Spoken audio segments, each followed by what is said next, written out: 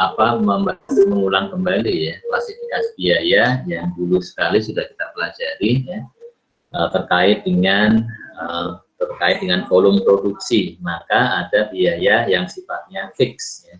Yang kedua sifatnya variabel, dan yang ketiga dia sifatnya semi variabel ya. Yang fix itu ya totalnya tidak berubah ya. Meskipun volume produksinya bertambah ataupun berkurang, asalkan masih dalam rentang yang relevan ya. Nah, seperti ini ya ilustrasinya. Yang dimaksud dengan fixed cost itu ini ya, tidak ada kegiatan, sudah ada biayanya ya. Kegiatannya 10 unit tetap tidak berubah, 20 tidak berubah, 30 tidak berubah. Ini adalah namanya fixed cost ya. Dan ini ada, dan tetapi ketika memproduksinya 31, maka dia berubah ya, jumlah fixed cost-nya naik menjadi 600 ya. Kenapa naik menjadi 600 ya? Berarti di sini kapasitas yang ada sekarang, yang ada di sini tidak mencukupi kalau untuk memproduksi 31, sehingga harus menambah fasilitas ya.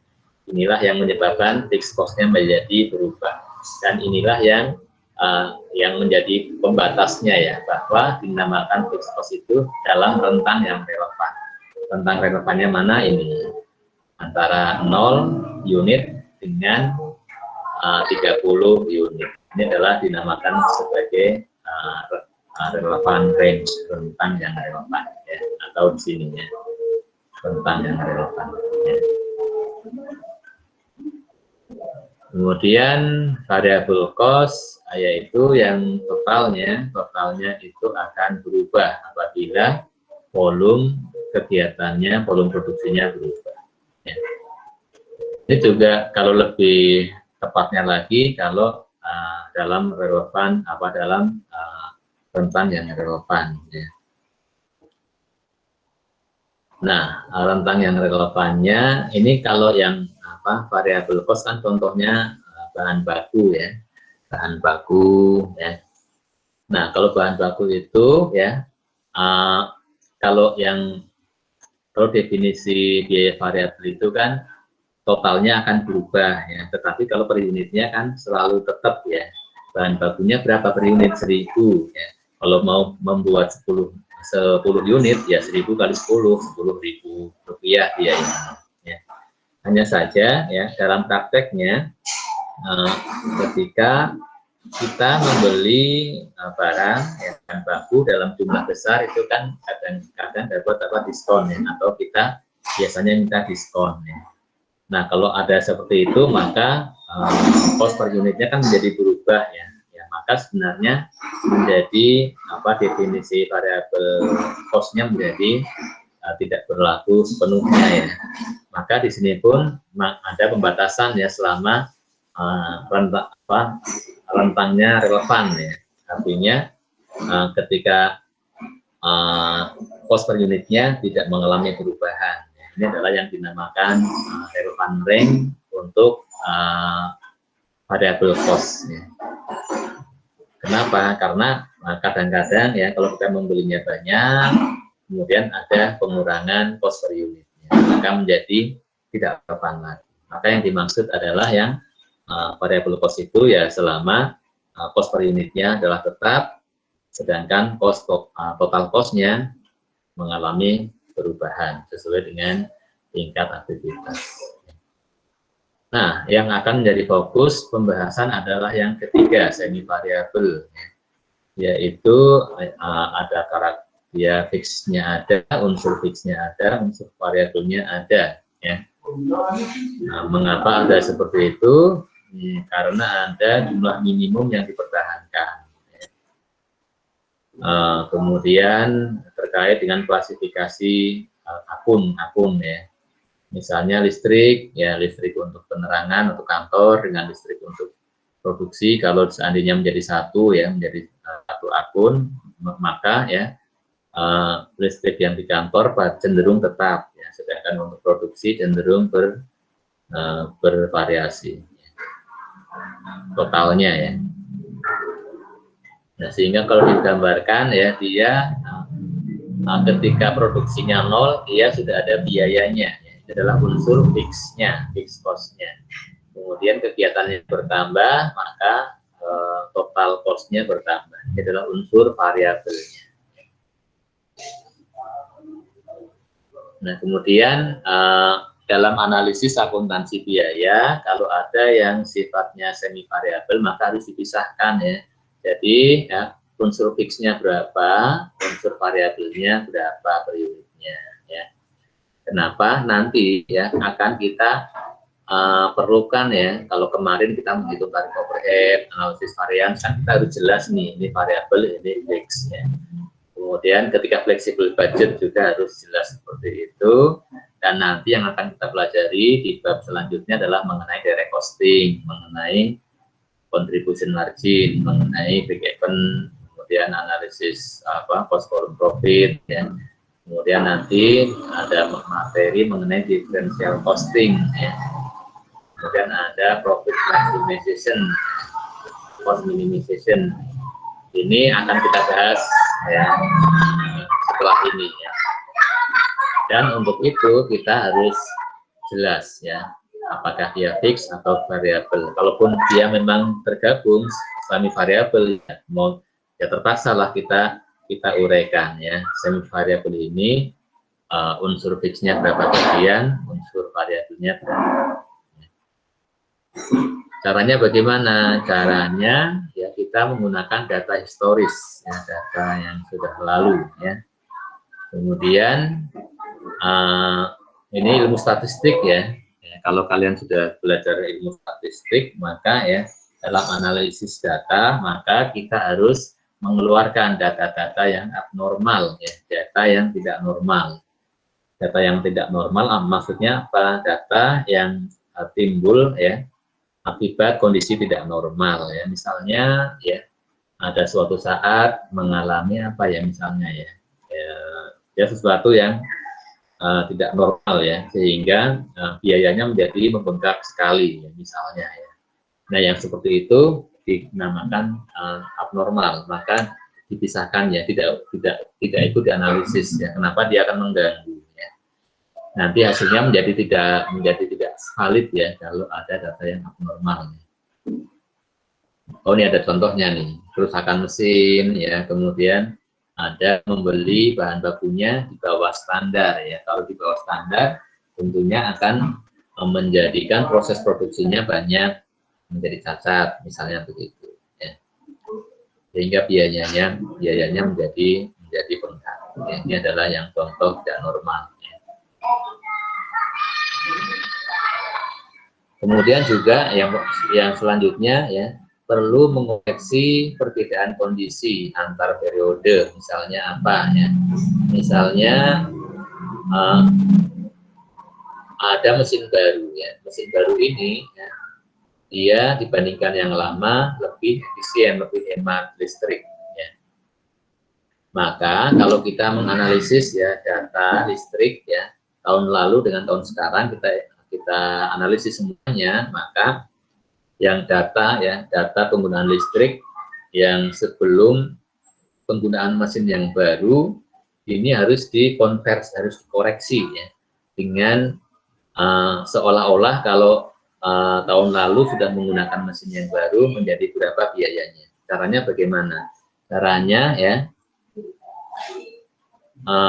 caranya misalkan ya, mesin yang baru dibeli di spesifikasinya dia lebih hemat listrik 80% daripada mesin yang lama.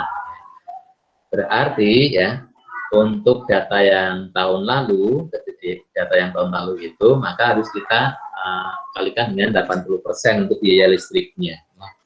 Yaitu disesuaikan dengan apabila mesinnya sudah yang baru. Itu yang dimaksud dengan ya, koreksi data ya, sesuai dengan kondisi, disesuaikan dengan kondisi yang sekarang seperti apa.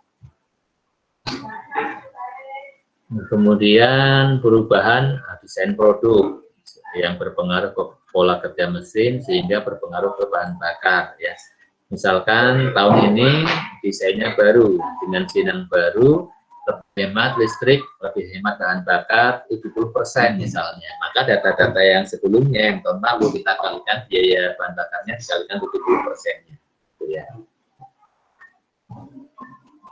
Ya, itu yang dimaksud dengan mengoreksi ya perubahan kondisi antara periode. Kemudian apabila ya datanya kita menggunakan data yang lama, maka ya disesuaikan dengan tingkat inflasi, ya tingkat inflasi. Ini kalau yang contoh yang sering dipakai ya kalau dalam penelitian itu adalah data gross domestic product, ya, data GDP, ya, data GDP itu dari BPS menyediakan apa yang dari tahun yang zaman dulu ya dari tahun 80 sampai dengan tahun sekarang gitu ya itu kan berpengaruh dengan inflasi. Makanya BPS menyediakan dua versi. Yang pertama versi rupiahnya berapa sesuai dengan rupiah pada waktu itu. Yang kedua versi yang sudah di-adjust dengan tingkat inflasi ya. Sehingga disesuaikan dengan nilai sekarang ya. Maka ya kalau kita melakukan analisis maka yang lebih tepat yang sudah disesuaikan dengan tingkat inflasi apabila yang dianalisis itu adalah data untuk waktu yang lama ya. Jangka waktunya panjang disesuaikan dengan nilai rupiah sekarang ya. Dikalikan dengan tingkat inflasi ya dari tahun 80, 81 berapa persen, 82, 83 sampai dengan ke 2020 ya. Disesuaikan dengan nilai rupiah sekarang. Nah, ini kita langsung mau terapkan ya, ini adalah data jam kerja ya, DLH, kemudian data biaya listrik ya. Kemudian di sini terendahnya di bulan Juli 26.000 biaya listriknya $500. Sama di Agustus, kemudian di Desember 48.000 jam kerjanya dengan listriknya 680.000. Ini titik tertingginya. Maka yang pertama menggunakan metode high and low points. Ya, ini metode yang paling sederhana, hanya menggunakan ya titik tertinggi dan terendah. Ya. Dan yang dipakai adalah aktivitasnya ya, aktivitas tertinggi dan aktivitas terendah. Ya.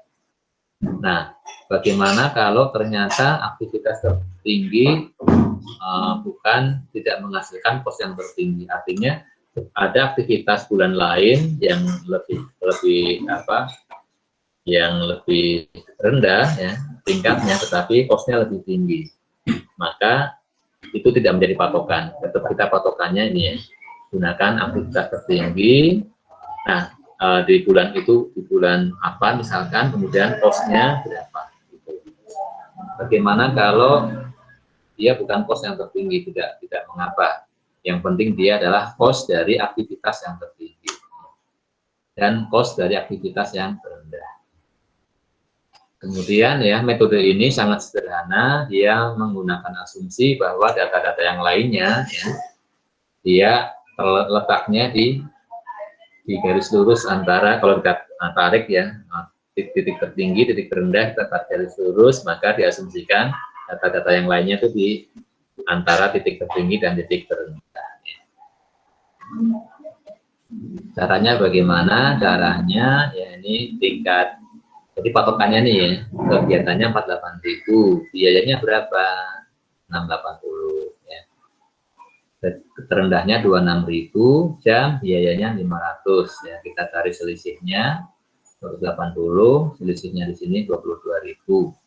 Kemudian ini selisih kos dibagi selisih tingkat kegiatan menjadi tarif variabel kosnya. 180 dibagi 220.000 mendapatkan 0,00818 per jam kerja.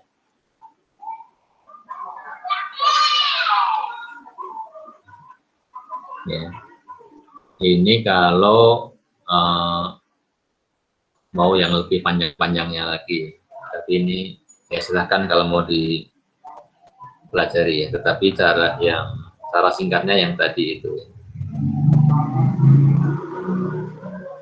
Nah, Kemudian kita menghitung fixnya bagaimana? Kita menghitung fixnya, maka kita gunakan titik tertingginya atau titik terendahnya. Titik tertingginya di 680 total cost-nya, kemudian variable cost ya, dihitungnya dari aktivitasnya 48.000 jam dikalikan tarif per jamnya yang sudah dihitung, sekian mendapatkan variable cost 393, berarti fixed cost-nya 280. Atau kita gunakan titik yang terendahnya, hasilnya akan sama. Bagaimana kalau kita menggunakan data di bulan yang lainnya? Maka tidak boleh ya. Bolehnya hanya kalau high and low point method ya, gunakan titik tertinggi atau terendah. Itu yang pertama. Kemudian metode kedua namanya scatter graph ya. Metode scatter graph yaitu ya kita buat ini ya diagram ya, grafik scatter ya. Caranya untuk biaya ditempatkan di sumbu vertikal, untuk aktivitas di sumbu horizontalnya. Wah, gambarnya kok belum saya munculkan di sini ya. Sebentar. Saya kira sudah ada ya, ternyata belum ada. Sebentar, saya cari dulu ya. Dulu saya sudah pernah membuat, sebentar. Oh, kok belum saya tampilkan ya.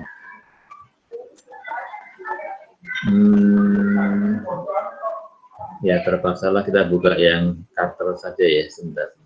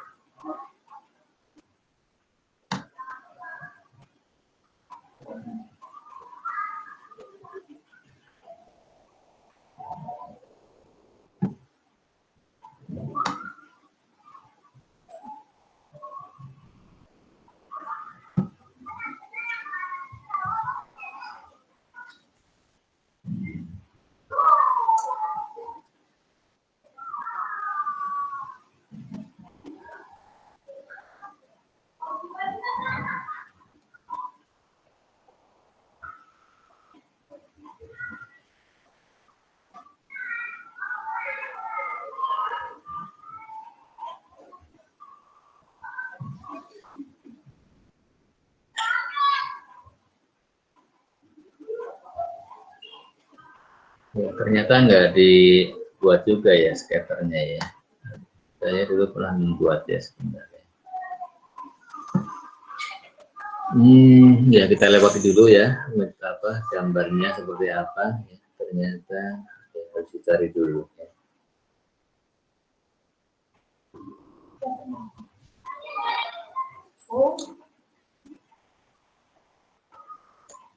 Ya.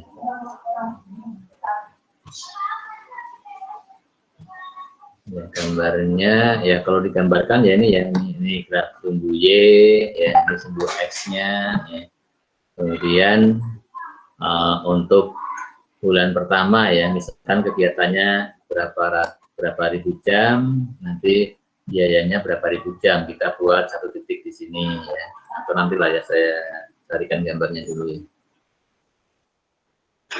ya.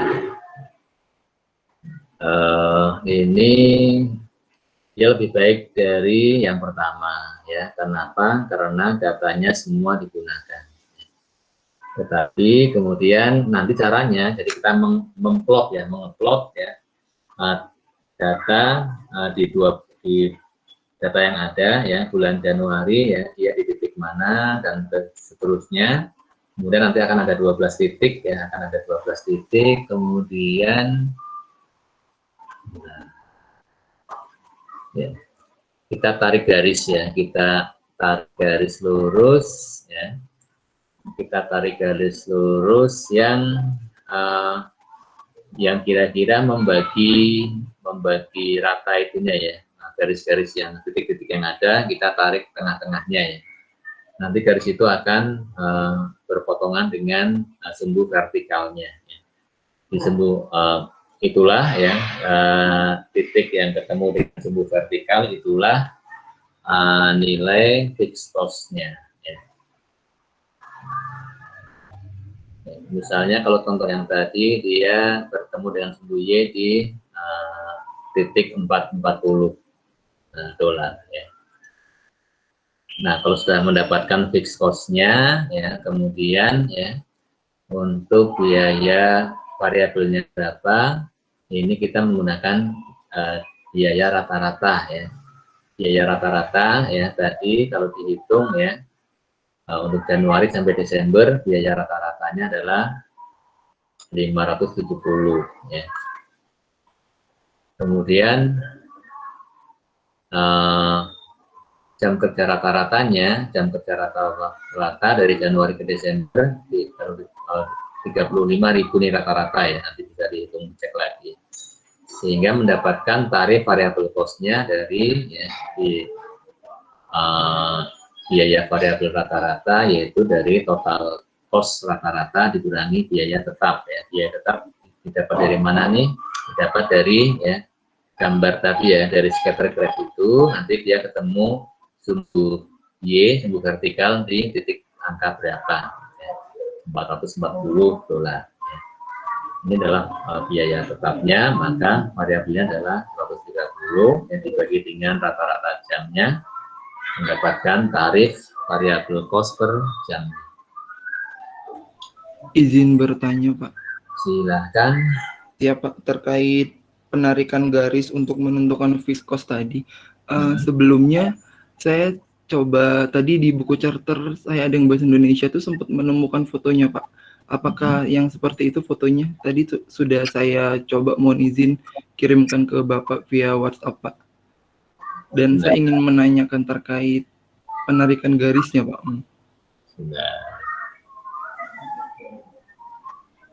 Oh iya, sebentar.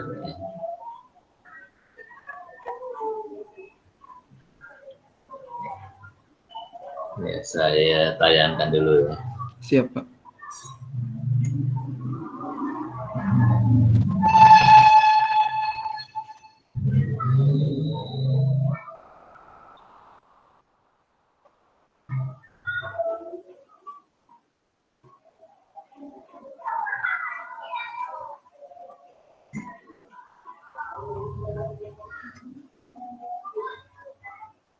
Ini sambil kita break dulu ya, 15 atau 20 menit ya.